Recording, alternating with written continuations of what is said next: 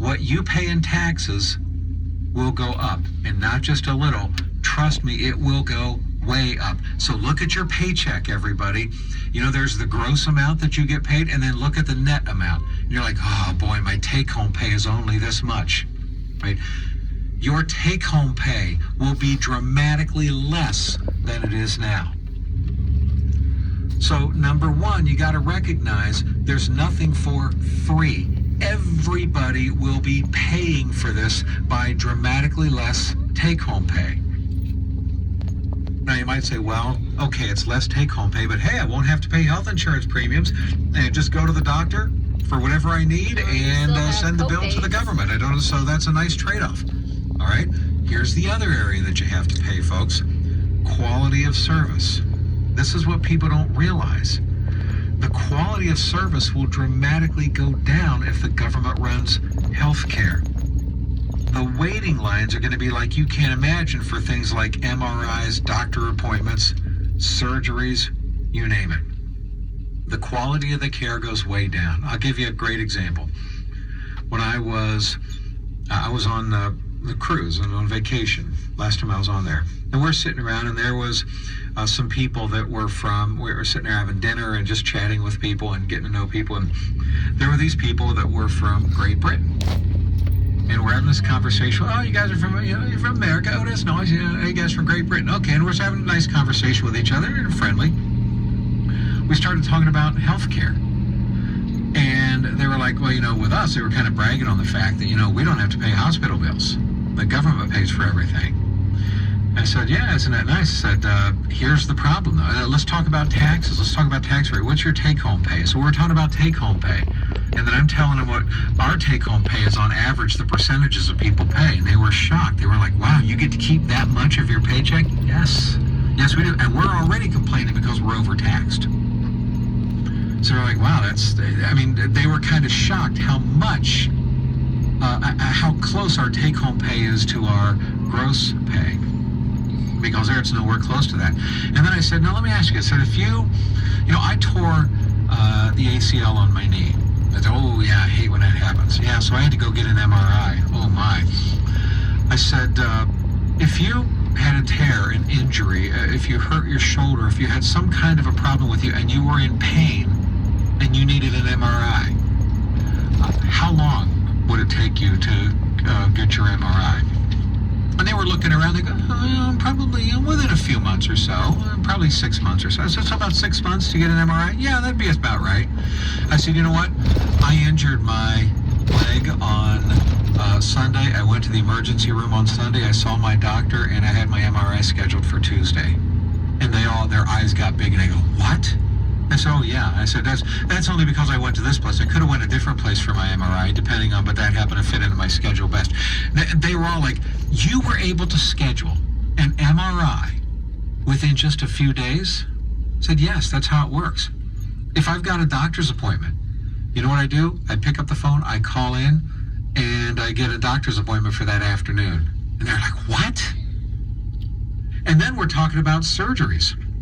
I said, how many of you have parents or grandparents that maybe need a hip replacement or some kind of surgery or whatever? Oh yeah. I said, you do realize that in the United States, the government does not decide whether it's financially worthwhile to perform that surgery.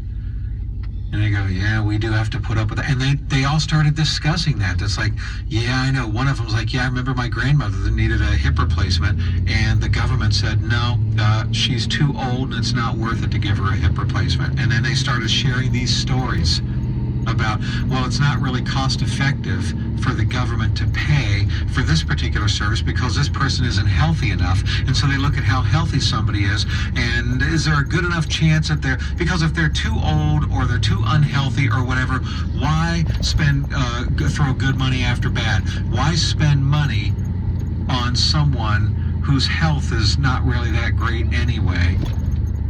Sarah Palin was ridiculed for using the term death panels, but that's actually what they really do have in government systems like that.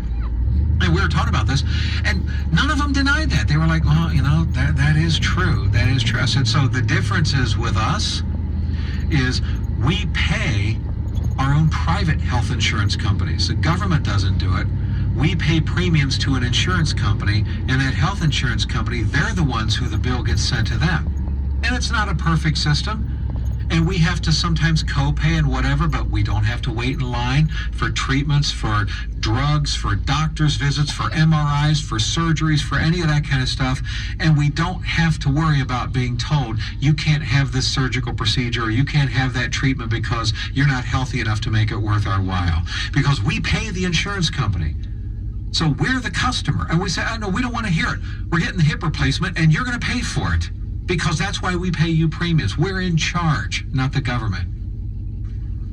And it was amazing looking at them and seeing them go, boy, that really is kind of a different setup. And they could see that it's not all, Chris, and that's what I was telling them. You see, you don't really have free health insurance. You get what you pay for. And it does get paid for. No one gets something for nothing. So you want quote-unquote free health care? You're going to pay for it with higher taxes, lower take-home pay, lower quality of care, a government that's penny-pinching on what medical services they allow you to get, long waits for basic services and everything else. And by the way, folks, you tell me, how efficient is the government at running things? In general, there's certain things they do well, like the military, of course. But when it comes to things like, I mean, come on, go to the Department of Motor Vehicles. Go to some of these places. You see what the lines are like. You see how slow people tend to work very often. Look at the schools, the government-run school system right now. Why is it the private-run schools are so much more efficient than government-run schools? Private-run schools, you realize you can send your child to a private school.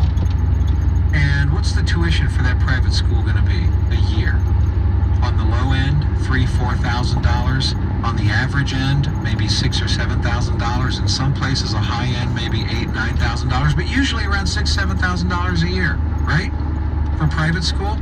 Do you know in America the average spent for the government schools and public schools between $12,000 to $18,000 per child?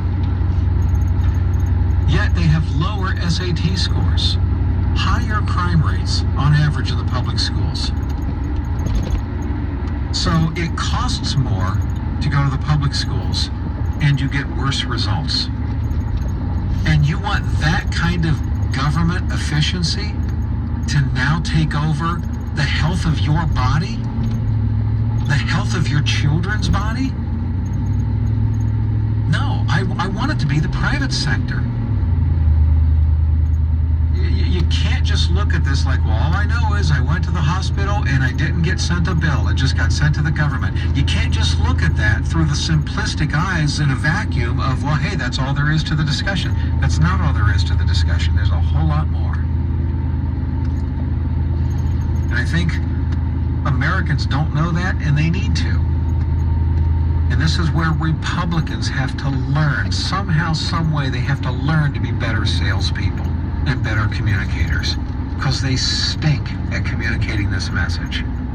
Why do you think the Democrats like the idea of government-run healthcare? They like the idea of anything that's government-run because they're about bigger centralized government, bigger centralized control from Washington, D.C. Let's get government bigger, and we're the ones in charge of government, so we have bigger responsibilities. We control more people's lives. That tends to be the liberal mentality. Let's let government control more and more and more aspects of everyday lives of Americans. Let's let government decide what services you get and when you get them. Let's let government decide what doctors get paid and what they're not paid. Let's let the government decide these things. And since we're in charge of government, we have more power than ever before. It's the Republicans who say, let's let the people have the power. Let's let the people purchase things from private companies and make these decisions themselves, and keep more of their money. Folks, it's a fundamental philosophical difference between how conservatives and liberals think. But liberals are winning the battle of salesmanship. Liberals are winning the argument with the American public because they're selling it by, hey, you get free health care. Hey, you get free college tuition. You get free this, free that. And they're not telling them the fine print that, guess what, it's not really free. And the quality of what you get is going to be way worse. Of course the Democrats aren't telling the public that. They're not telling them the fine print. But you know what's a shame? Neither are the Republicans. All right, I'm done ranting. You're listening to The Bob Dutko Show.